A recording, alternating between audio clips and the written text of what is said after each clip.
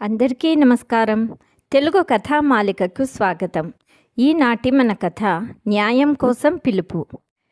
పిల్లలకు రెక్కలు వచ్చాక ఎగరటం తప్పు కాదు, కానీ ఆ రెక్కలకు ప్రాణం పోసిన తల్లి తండ్రిని వదిలేసి ఎగిరిపోవటం ఖచ్చితంగా తప్పే.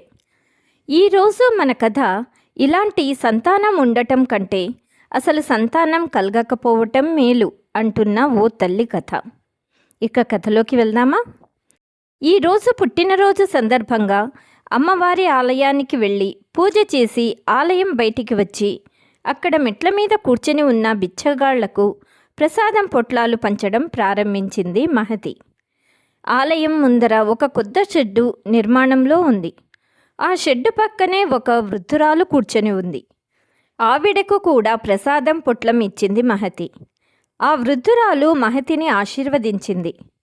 ప్రసాదం పంచడం అయిపోవటంతో వెళ్ళిపోయింది మహతి. ప్రతిరోజు ఉదయాన్నే గుడికి వెళ్ళే అలవాటు ఉన్న మహతి రోజు ఆ వృద్ధురాలిని చూసేది. ఒకరోజు ఆ వృద్ధురాలు పడుకొని ఉండటం చూసి ఆమెకు అస్వస్థత అనిపించటంతో వృద్ధురాలి దగ్గరికి వెళ్ళి మహతి ఇలా అడిగింది, నేను ప్రతిరోజు ఈ ఆలయానికి వస్తూ ఉంటాను. మిమ్మల్ని ప్రతిరోజు గమనిస్తాను. మీరు ఇక్కడే కూర్చుంటారు, కానీ ఈరోజు మీరు చాలా అస్వస్థతతో అనిపిస్తున్నారు. కాస్త పలహారం తెచ్చాను, తినండి. ఇలా చెబుతూ తెచ్చిన పలహారం అందించింది మహతి. నీరసం కారణంగా వృద్ధ మహిళ చేతులు వణుకుతున్నాయి. మీరు చాలా నీరసంగా ఉన్నారు చూడండి, మీ చేతులు ఎలా వణుకుతున్నాయో. పదండి ఆసుపత్రికి వెళదాం అన్నది మహతి. పర్వాలేదమ్మా, నిన్నటి ఉదయం నువ్వు ఇచ్చిన పలహారం తప్ప ఎటువంటి ఆహారం దొరకలేదు, అందుకే నీరసంగా ఉంది. నువ్విచ్చిన ఈ పలహారం తింటే సర్దుకుంటుంది. ఆకలి మీద ఉన్న వృద్ధ మహిళ చాలా తొందరగా ఆహారం తినేసింది. ఇప్పుడు మీకు ఎలా ఉంది అని అడిగింది మహతి. ప్రాణాలు లేచొచ్చినట్లు ఉందమ్మా అన్నది వృద్ధురాలు. మిమ్మల్ని అడగటమే మర్చిపోయాను. మీ పేరేమిటి? మిమ్మల్ని చూస్తుంటే మధ్యతరగతి వాళ్ళలా ఉన్నారు. మీరేంటి ఇక్కడ? మీకు ఎవరూ లేరా? అప్పుడు ఆ మహిళ, నా పేరు అన్నపూర్ణమ్మ. నా మురికి బట్టలు మరియు శరీరం చూసి అందరూ నన్ను బిచ్చగత్తె అనుకుంటారు. నీకు ఏమని పిలవాలని ఉంటే అలా పిలువు అన్నది. సరే అయితే నేను అమ్మ అని పిలుస్తాను. మహతి దగ్గరలోనే ఉమెన్స్ హాస్టల్లో ఉండి బాగా చదువుతుంది. హాస్టల్ సమీపంలోనే అమ్మవారి ఆలయం ఉన్నందున ప్రతిరోజు ఆలయానికి రావటం తనకు అలవాటు. అదేవిధంగా ప్రతిరోజు ఆలయ ఆవరణలో ఉన్న ఆ వృద్ధురాలికి ఒక పూట పలహారం లేదా భోజనం ప్యాకెట్ తెచ్చి ఇచ్చేది. వృద్ధ మహిళతో ఒక అనుబంధం ఏర్పడింది మహతికి. ఆ వృద్ధురాలికి దగ్గరగా 70 సంవత్సరాలుంటాయి. అమ్మా, నాకు మీరు ఇంకా సమాధానం ఇవ్వలేదు. మీరెవరు? ఇక్కడ ఎందుకు ఉన్నారు? మిమ్మల్ని చూస్తే బాగా బ్రతికిన వారులా ఉన్నారు. పలహారం తిన్న తర్వాత కళ్ళు మూసుకొని ఆవిడకు సమాధానం చెప్పటం ఇష్టం లేదు.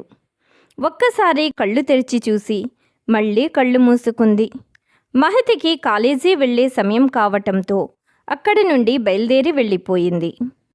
కాలేజీకి వెళ్ళిన మహతికి ముడతలు కలిగి ఉన్న వృద్ధురాలు మొహమే గుర్తుకు వస్తోంది. మరుసటి ఉదయం ఆలయానికి వెళ్ళిన మహతి ఆరోగ్యంగా కూర్చొని ఉన్న వృద్ధురాలు దగ్గరికి వెళ్ళి, అమ్మా ఇప్పుడు ఎలా ఉంది అంటూ ఆవిడ వద్ద కాసేపు కూర్చుంది. మహతిని చూడగానే అన్నపూర్ణమ్మ గారి ముఖం మీద ఆనందం స్పష్టంగా కనిపిస్తోంది. అంతలోనే అన్నపూర్ణమ్మ గారు, చూడమ్మా, నా గురించి ఎక్కువగా ఆలోచించకు అన్నది. అప్పుడు మహతి, అమ్మా, నాకు తెలుసుకోవాలని ఉంది. నీకు ఈ లోకంలో ఎవరూ లేరా? నీ కూతుర్లు, కొడుకులు మరియు తోటి వాళ్ళెవరూ లేరా? మహతి పదే అడగటంతో అన్నపూర్ణమ్మ గారి కళ్ళల్లో కన్నీళ్లు వచ్చాయి. ఆవిడ అనుభవించిన కష్టాలన్నీ కళ్ళ ముందు కదలాడాయి. వెంటనే అన్నపూర్ణమ్మ గారు మాట మారుస్తూ, ఆ అమ్మవారి ఆశీస్సులతో నువ్వెప్పుడూ సుఖశాంతులతో వర్తిల్లు. కష్టాలు నీ నీడ కూడా తాకకుండా ఉండాలి. అరెరే అమ్మా, నేను ఇంత గొప్ప పనులేమీ చేయలేదు. మీరు ఇన్ని ఆశీర్వాదాలు ఇస్తున్నారు. మీరు మాట మారుస్తున్నారు. ఇప్పటిదాకా నేనడిగిన ప్రశ్నకు సమాధానం మీరు ఇవ్వనే లేదు. ఇది విన్న అన్నపూర్ణమ్మ గారు ఇలా చెప్పటం మొదలుపెట్టారు. నాకు ఒక ఉమ్మడి కుటుంబం ఉండేది. విధి రాతను ఎవరూ మార్చలేరు అంటారు కదా. అలాగే అన్నీ ఉండి కూడా భిక్షమెత్తుకొని నేను కడుపు నింపుకోవాల్సి వస్తుంది. నాకు పెళ్ళయ్యాక అత్తమ్మ ఇంటి అన్ని బాధ్యతలు తీసుకున్నాను. చెప్పుకునేంత సంపన్న కుటుంబం కాదు, కానీ ప్రేమానురాగాలకు కొదువలేదు. ఒక భార్యగా, కోడలిగా, వదినగా అన్ని పాత్రలకు న్యాయం చేశాను. ఎవరికీ ఫిర్యాదు చేసే అవకాశమే ఇవ్వలేదు. నన్నందరూ అలాగే ఆదరించేవారు. నన్ను వాళ్ళ కూతుర్లాగానే చూసుకున్నారు మా అత్తయ్య, మామయ్య. పెళ్ళైన తర్వాత 10 సంవత్సరాల వరకు నాకు సంతానం కలగలేదు. 10 సంవత్సరాల తర్వాత పుట్టిన 2 కొడుకులను చూసుకొని నా సంతోషానికి హద్దులు లేవు. సంపన్న కుటుంబం కాదు, కానీ 2 కొడుకులకు ఎటువంటి లోటు లేకుండా పెంచుకోగలిగాము. వయసు పైబడిన అత్తా, మామయ్య, వైద్యానికి అయ్యే ఖర్చులు, ఉమ్మడి కుటుంబం ఖర్చులు అన్నీ నా భర్త చూసుకునేవారు. కొద్ది రోజులు గడిచాక అత్తయ్య, మామయ్యలు స్వర్గస్థులయ్యారు. నా భర్త ఇప్పుడు అనేవారు, పోయిన జన్మలో చేసుకున్న పుణ్యం వలన మనకు 2 కొడుకులు పుట్టారు. కొడుకులు, కోడళ్ళు, మనవళ్ళు, మనవరాళ్లతో కుటుంబం నిండుగా ఉంటుందనుకున్నాము. మా వారికి కిరాణా దుకాణం ఉండేది. అందులోని సంపాదనతోని ఇల్లంతా గడిచేది. భగవంతుని దయ వలన ఎటువంటి లోటు ఉండేది కాదు.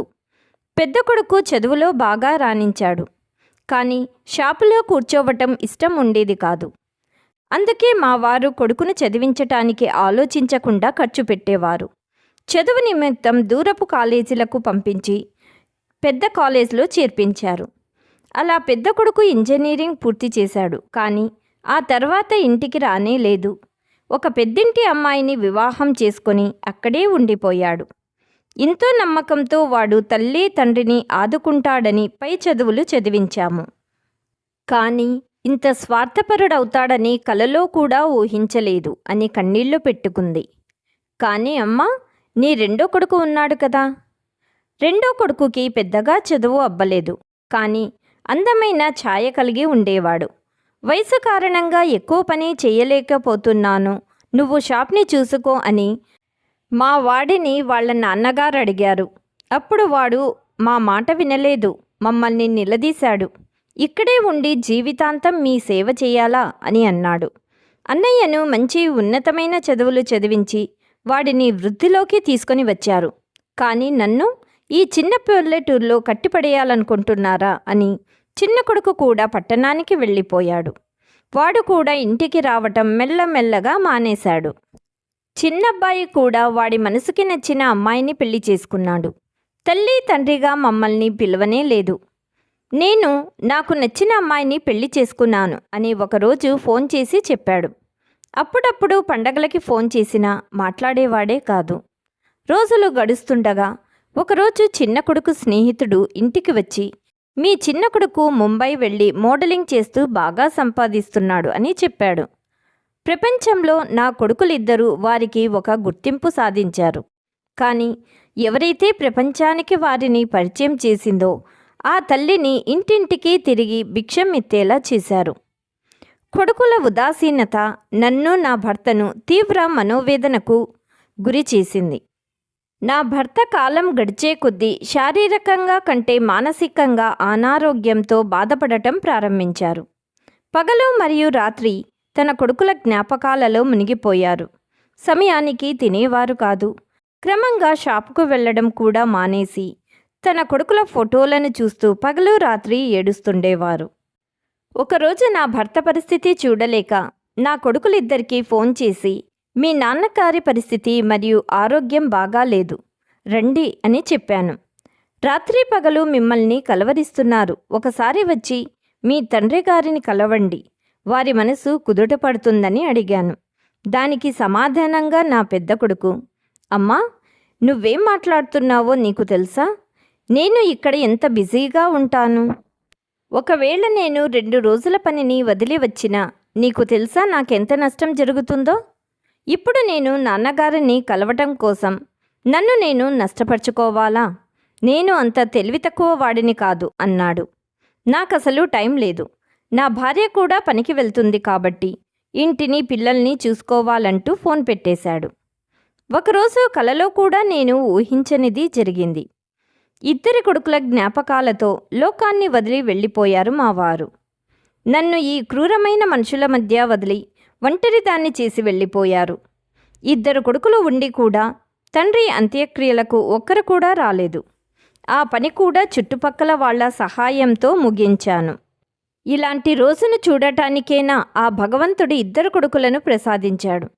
ఇలాంటి కొడుకులు లేకపోవటమే మేలు కదా. ఇంటికి తిరిగి వచ్చాక ఇల్లంతా నిశ్శబ్ద వాతావరణం. ఒంటరిగా ఈ ఇంట్లో ఎలా ఉండగలను? ఇప్పుడు నేను ఎవరి కోసం వేచి చూడాలి? నన్ను ప్రతిరోజు పలకరించే వారెవరు? నా భర్త ఫోటో ముందు నిలబడి చాలా బాధపడ్డాను. తండ్రి 13వ రోజు ఇద్దరు కొడుకులు వచ్చారు. ఇద్దరినీ చూసి కళ్ళల్లో నీళ్లు ఆగలేదు. నన్నైనా కలవటానికి వచ్చారని మనసు కాస్త తేలికపడింది. కానీ మరుసటి రోజే నా పెద్ద కొడుకు అన్నాడు, అమ్మా, నేనిల్లు కట్టుకుంటున్నాను, నాకు డబ్బు కావాలి. అప్పుడే చిన్న కొడుకు కూడా, అమ్మా, నేను బిజినెస్ మొదలు పెడుతున్నాను, డబ్బు కావాలి అని అడిగారు. అలా బ్యాంకులో దాచిపెట్టుకున్న డబ్బులు నా చేత తీయించారు. కానీ వాళ్ళ ఆశ అక్కడితో ఆగలేదు. నేనుంటున్న ఇంటిని జమీందారు దగ్గర తాకట్టు పెట్టి లక్షల కొద్దీ డబ్బులు అప్పుగా తీసుకున్నారు. వచ్చిన డబ్బును ఇద్దరు కొడుకులు చెరో సగం తీసుకుని వెళ్ళిపోయారు.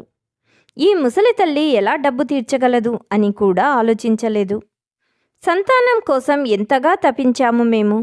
అలాంటిది ఈ కొడుకుల మనసులోనే కాదు, ఇంట్లో కూడా చోటు లేదు ఈ తల్లికి అని అన్నపూర్ణమ్మ కన్నీళ్ల పర్యంతం అయ్యింది. రోజంతా ఏడుస్తూనే గడిపేదాన్ని. తిండి కూడా తినేదాన్ని కాదు. డబ్బు తీసుకుని వెళ్ళిపోయిన కొడుకులు మళ్ళీ తిరిగి ఇటు చూడనే లేదు.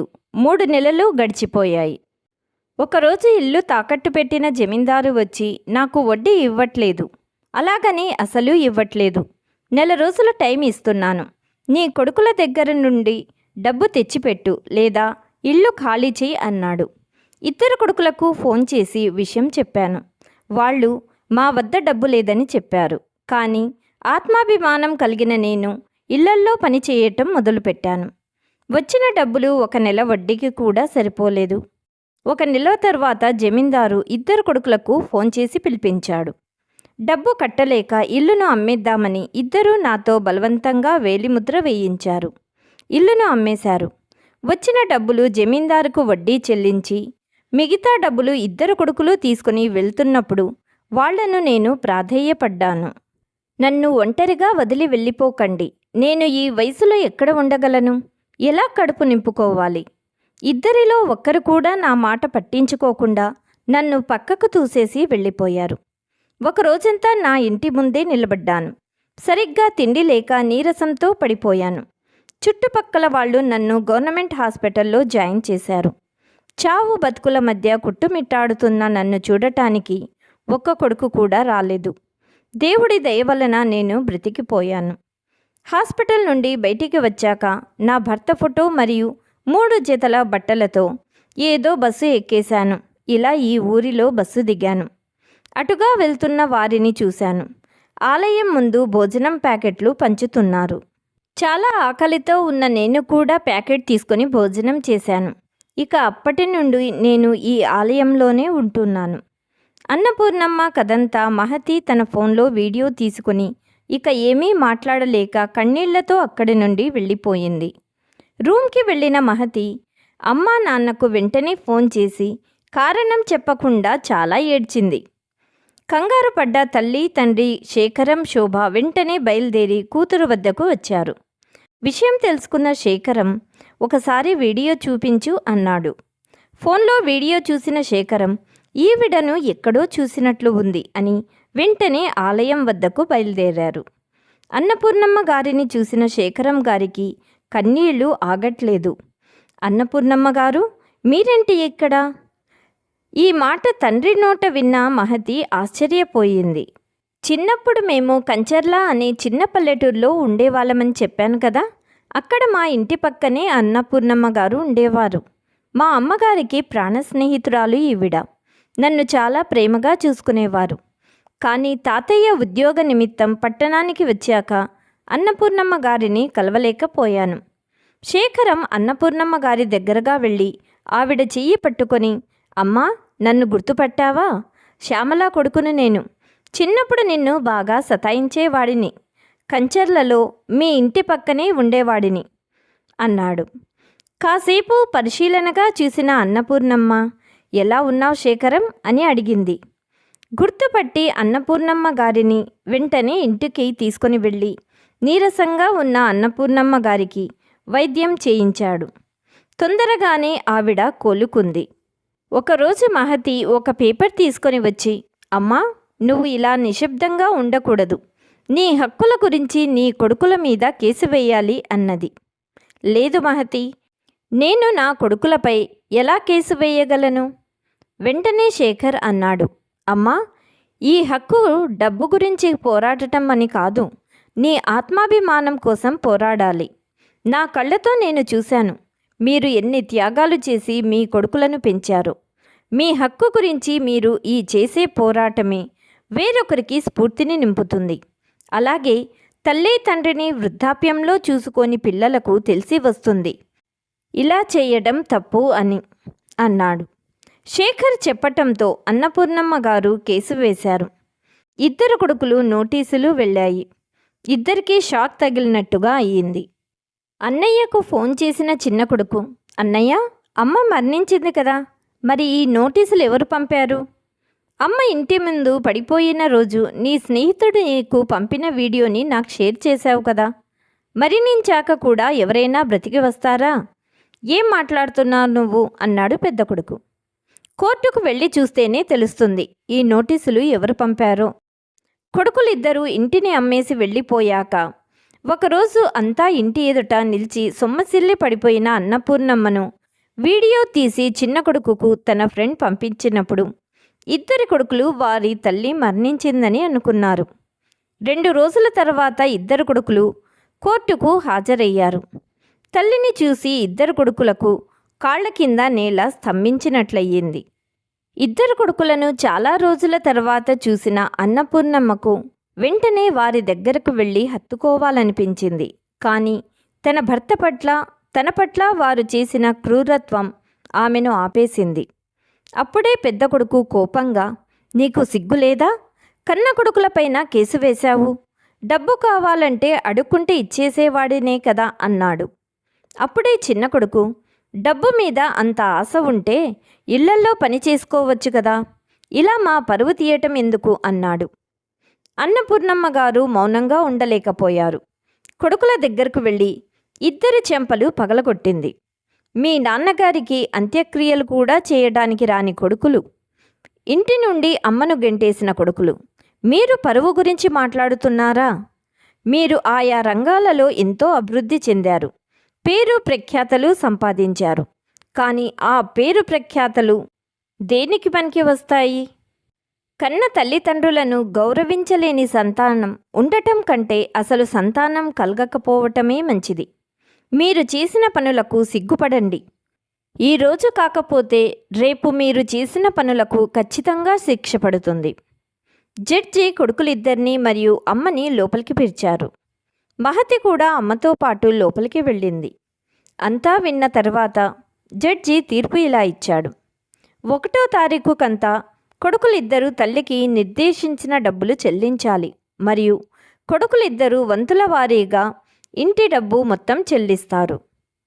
ఇల్లు తల్లి తదనంతరమే వారికి చెందుతుంది మరియు ఇద్దరు కొడుకులు వంతుల వారీగా తన తల్లిని జాగ్రత్తగా చూసుకోవలసి ఉంటుంది. అలా చేయని పక్షంలో వారిపై చర్యలు తీసుకుంటారు. ఈ నిర్ణయంతో శేఖరం సంతోషించాడు మరియు మహతి ఆనందంతో అమ్మను కౌగలించుకొని, అమ్మా, మీరు మీ హక్కులను గెలిచారు. ఇప్పుడు మీ కొడుకులు మీకు నెల నెల డబ్బులు ఇస్తారు. మిమ్మల్ని వారి దగ్గర ఉంచుకుంటారు. ఇంతలా మాట్లాడుతున్న చలనం లేని అమ్మను చూసిన మహతికి పరిస్థితి అర్థమయ్యింది. నాన్న, అన్నపూర్ణమ్మ గారు ఈ లోకాన్ని వదిలి వెళ్ళిపోయిందని నాన్నను కౌగిలించుకొని ఏడవసాగింది మహతి. అన్నపూర్ణమ్మ కేసు గెలిచింది. కానీ కొడుకుల నుండి ఏమీ ఆశించని తల్లి క్రూరమైన కొడుకుల ఇంటికి వెళ్ళకముందే ప్రాణత్యాగం చేసింది. ఇదండి అన్నపూర్ణమ్మ గారి దీనగాథ.